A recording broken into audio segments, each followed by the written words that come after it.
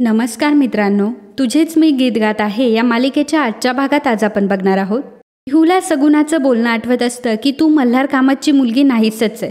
या गोष्टीचं पिहूला खूप टेन्शन आलेलं असतं. पिहू तिची बॅग बाकड्यावर ठेवते आणि तिथून निघून जाते. पिहू एका रिक्षावाल्याला थांबवते आणि रिक्षावाल्याला सांगते की मला रिक्षात बसायचंय. त्यावर रिक्षावाला म्हणतो की तुझ्यासोबत कोणी नाही आहे का बाळा, आणि कुठं जायचंय तुला? पिहू म्हणते की तुम्ही फक्त सरळ चला, मी तुम्हाला नंतर सांगते. रिक्षावाला म्हणतो की ठीक आहे बस, आणि मग पिहू रिक्षात बसून तिथून निघून जाते. थोड्याच वेळात मोनिका केक घेऊन तिथे आलेली असते. मोनिका देखील रिक्षातून आलेली असते आणि जेव्हा ती घराकडे येत असते तेव्हा त्या बाकड्यावर तिला ती बॅग दिसते. त्यावर मोनिका विचार करते की पिहूची बॅग इथे काय करतीये. तर इकडे पिहूच्या वाढदिवसाची मात्र सर्व तयारी झालेली असते.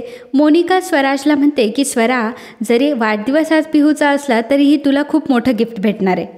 तर मंजुळा मनामध्ये विचार करत असते की आज मी मल्हार सर्वांना सांगून टाकणार आहे की स्वरा तुमची आणि वैदेहीची मुलगी आहे, जी बिचारी इतके दिवस एक मुलगा म्हणून या घरात राहतीये.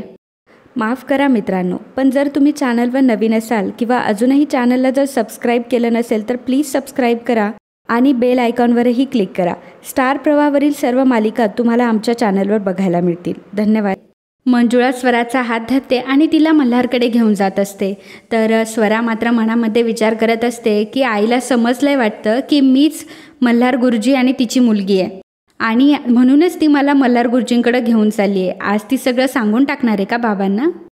मंजुळा ही मल्हारला काही बोलणार तितक्यातच मोनिका पिहू बेबी असं ओरडत येते. मल्हार म्हणतो की मोनिका काय झाले, पिहू कुठे? त्यावर मोनिका म्हणते की अरे मीच तुला विचारतेय की पिहू कुठे. मल्हार म्हणतो की मला कसं काय विचारते, तू जाणार होतीस ना तिला पिकअप करायला. मोनिका म्हणते हे बघ मल्हार, तू माझ्या बर्थडेचं सरप्राईज स्पॉईल केलं ना, म्हणून तुझी ही नाटकं चालली आहे ना. मल्हार म्हणतो की कसली नाटकं? मोनिका अगं तुझं काय चाललंय ना मला खरंच कळत नाहीये. अगं तूच तर म्हणाली ना की सगळेजण तिला नंतर विश करायचंय, एकाने सुद्धा विश केलं नाहीये अजून तिला. तू प्लीज आता हे सर्व थांबव आणि मला सांग की कुठं आहे पिहू. मोनिका म्हणते की मल्हार तुला खरंच माहीत नाही का की पिहू कुठे? मल्हार म्हणतो की मला कसलं माहीत असेल, आणि असले प्रँक करायला तुला कोण वाटतो मी? मोनिका प्लीज असं इमोशनसोबत खेळणं थांबव आणि सांग प्लीज की पिहू कुठे. मोनिका आता खूपच पॅनिक झालेली असते आणि ती मिसेस राणे यांना फोन करते. ती मिसेस राणेंना विचारते की तुम्ही पिहूला घरी ड्रॉप नाही केलं का? त्यावर मिसेस राणे सांगतात की अहो मी मगाशीच ड्रॉप केलं तिला. मोनिका म्हणते की काय, पण अजून ती घरी नाही आली आहे. मिसेस राणे म्हणतात अहो माझ्यासमोरच ती गेटमध्ये गेली. मोनिका म्हणते की अहो तुम्ही तिला घराच्या आत ड्रॉप करायला हवं होतं, ही तुमची रिस्पॉन्सिबिलिटी होती. मला तर फक्त तिची बॅग सापडली इथे. आता हे ऐकल्यावर विजय, आई आणि क्षमा यांना खूप मोठा धक्का बसतो. मोनिका फोन ठेवते तेव्हा मल्हार म्हणतो की मोनिका काय चाललंय तुझं? मी तुला म्हटलं होतं ना की मी पिहूला पिकअप करायला जातो म्हणून, आणि तू मिसेस राणे यांना का सांगितलंस? आई म्हणतात की अरे मल्हार काय झालंय? त्यावर मल्हार सांगतो की अगं पिहू आलीच नाही आहे अजून शाळेतून.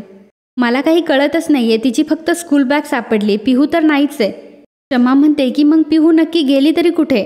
मल्हार मोनिकाला म्हणतो की तुझं हे बर्थडे सरप्राईज किती महागात पडतंय कळतंय ना तुला? मोनिका म्हणते की मल्हार हे ब्लेम गेम आपण नंतर खेळूयात का, आता पिहूला शोधणं जास्त महत्त्वाचं आहे. मल्हार म्हणतो की हा फक्त तुझा मूर्खपणा आहे. मल्हार लगेचच पळत सुटतो आणि म्हणतो की मी पिहूला बघून आलो. तर मागे मोनिका देखील खूप रडत असते.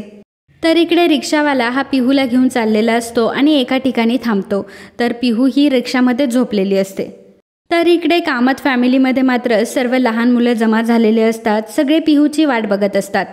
मल्हार आणि विजय तिथे येतात तेव्हा मोनिका विचारते की मल्हार काय झालं? मल्हार म्हणतो की शेजारच्या सगळ्या गल्ल्या रस्ते सगळं दोनदा बघितलं, परंतु पिहू ही कुठेच नाहीये. हे ऐकल्यावर मात्र घरातल्या सर्वांना खूपच टेन्शन येतं. विजय म्हणतो की जेव्हा आम्ही विचारलं तर कोणी बघितलं नाही असंच म्हणताय सगळे. मोनिका म्हणते की अशी अचानक कुठे निघून गेली असेल ती. क्षमा म्हणते की मुलांनो तुम्ही काही बोलला होता का पिहूशी स्कूलमध्ये, म्हणजे ती तुम्हाला काही म्हटली होती का तसं? तर मुलं सांगतात की आंटी आज पिहूचा मूड खूप खराब होता आणि मोनिका आंटीने सांगितलं होतं म्हणून आम्ही तिला बर्थडे विशसुद्धा नाही केलं. तर दुसरा मुलगा मोनिकाला म्हणतो की आंटी ही खरंच खूप बॅड आयडिया होती तुमची. तर एक छोटी मुलगी सांगते की असं सरप्राईज का प्लॅन केलं तुम्ही ज्यामुळे पिहू हर्ट झाली. मल्हार मोनिकाला म्हणतो की ऐकलंस ना, आता ह्या लहान मुलांना कळतंय, आता तरी कळतंय का तुला हे? माझ्या मुलीला जर आता काही झालं ना मोनिका तर बघच. तितक्यातच मल्हारला एक फोन येतो. मल्हार म्हणतो की हो मी मल्हार कामत बोलतोय. आणि म्हणतो की काय आता काय म्हटल्यावर मात्र घरातले सर्वजण अजून टेन्शनमध्ये येतात. थोड्याच वेळात मल्हार आणि विजय लगेचच पिहूकडे जातात. तर रिक्षावाल्याने खरं तर मल्हारला कॉल केलेला असतो आणि पिहू ही रिक्षामध्ये झोपलेली असते.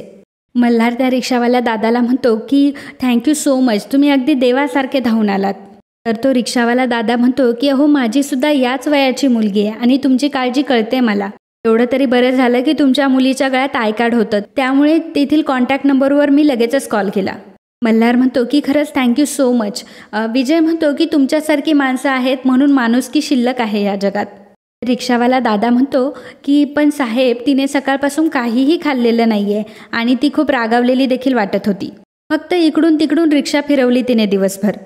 मल्हार म्हणतो की आय एम सॉरी, तुमचं जे काही पेमेंट झालं असेल, मला माहिती आहे की या सगळ्या गोष्टीची किंमत पैशामध्ये होऊ शकत नाही, पण तरीही दादा तू यांना पैसे देऊन टाक.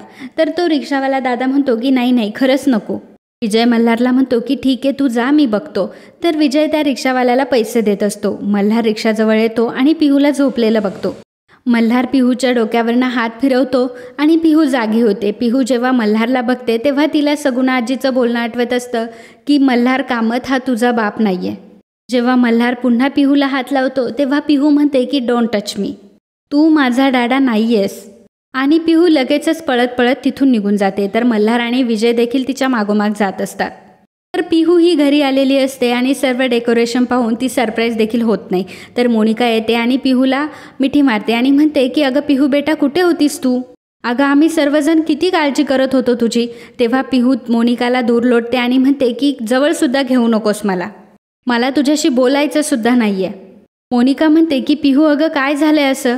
त्यावर पिहू म्हणते की खोटं बोललीस ना तू माझ्याशी. मोनिका म्हणते की अगं पिहू काय झालंय, तू अशी का वागतीयस? तर पिहू म्हणते की मम्मा तुला एकदा सांगितलं ना, आय हेट यू. पिहूचं हे वागणं बघून घरातले सर्वजण चकित होतात. तर इलू म्हणते पिहू बेटा मम्माने तुला विश नाही केलं म्हणून राग आलाय का तुला? बेटा तिला तुला सरप्राईज द्यायचं होतं म्हणून तिने सर्वांना सांगितलं होतं की तुला कोणीही बर्थडे विश द्यायचं नाही. त्यातच विक्रम मोठं गिफ्ट पिहूसाठी घेऊन आलेला असतो आणि तो तिला बर्थडे विश देखील करतो. परंतु ते गिफ्ट बघून पिहू अजिबातही सरप्राईज होत नाही आणि तिला आनंदही होत नाही. उलट ती विक्रमला म्हणते की तू सुद्धा नको बोलूस माझ्याशी, तू सुद्धा मम्मासारखाच खोटारडा आहेस. विक्रम म्हणतो की काय झालंय, एवढा राग का आलाय आमच्या पिहूला?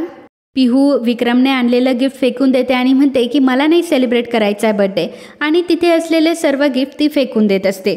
तिचं हे वागणं बघून मात्र सर्वांना मोठा धक्का बसलेला असतो. मल्हार जातो आणि म्हणतो की पिहू बस झालं, शांत हो बाळा, मला माहिती आहे की तुला कोणी विश केलं नाही म्हणून तुला राग आलाय, पण तुझा मम्मावर राग आहे ना, डॅडावर तर नाही ना राग, डॅडाशी असं नको ना बोलू. मल्हार पिहूला खूप समजावतो आणि नंतर सांगतो की तू एक काम कर, तू डॅडासोबत केक काप. मल्हारने पिहूला टेबलजवळ उभं केलेलं असतं आणि केक कापायला तो तिला सांगत असतो. सर्व मुलांनी टोप्या घातलेल्या असतात, सर्व मुलं जमा झालेली असतात. मल्हार पिहूच्या हातात चाकू देतो आणि सांगतो की आता पिहू तिच्या डॅडासोबत केक कापणार आहे.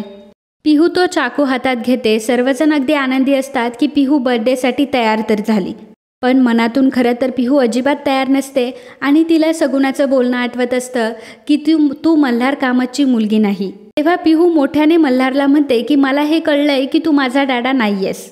आणि हे ऐकल्यावर मल्हारसोबत मोनिकालाही मोठा धक्का बसलेला असतो आणि घरातले सर्वजण चकित होतात. मोनिका मात्र चांगलेच घाबरलेली असते. तर मल्हार म्हणतो की पिहू अगं बाळा, रागाच्या भरात काय बोलतीयस तू हे सर्व? पिहू सांगते की मम्मा, इलू, ग्रँडपा यांनी सगळ्यांनी लपून ठेवलं होतं माझ्यापासून की तू माझा डॅडा नाही आहेस. मल्हार आता मोनिकाकडे बघू लागतो. तर मोनिका मात्र प्रचंड घाबरलेली असते. पिहू म्हणते की मी तुझी मुलगी नाही आहे म्हणून तू स्वराजवर जास्त प्रेम करतोस ना? मल्हार म्हणतो की हे काय बोलतीयस बाळा तू, असं खरंच काही नाही आहे. त्यावर पिहू म्हणते की असंच डॅडा सगळं. मल्हार पिहूला म्हणतो की पिहू बेटा तू आधी शांत हो बरं, कोणी भरवलं तुझ्या डोक्यात हे सर्व? पिहू मोनिकाला म्हणते की मम्मा आता सांग ना सगळ्यांना की कोण आहे माझा खरा डॅडा? तू माझ्यापासून हे लपवून ठेवलंस की डॅडा माझा हा खरा डॅडा नाही आहे. सांग ना आता तू सर्वांना की काय खरं आहे ते. तर आता मोनिकाला मात्र काय उत्तर द्यावं हे कळत नसतं आणि मोनिका प्रचंड घाबरलेली असते. सांग तू सगळ्यांना की का लपवून ठेवलंस तू माझ्यापासून? पिहू विक्रमजवळ जाते आणि म्हणते की ग्रँडपा, ग्रँडमा, तर तुम्हाला हे सर्व माहीत होतं तर तुम्ही का लपवून ठेवलं हे माझ्यापासून?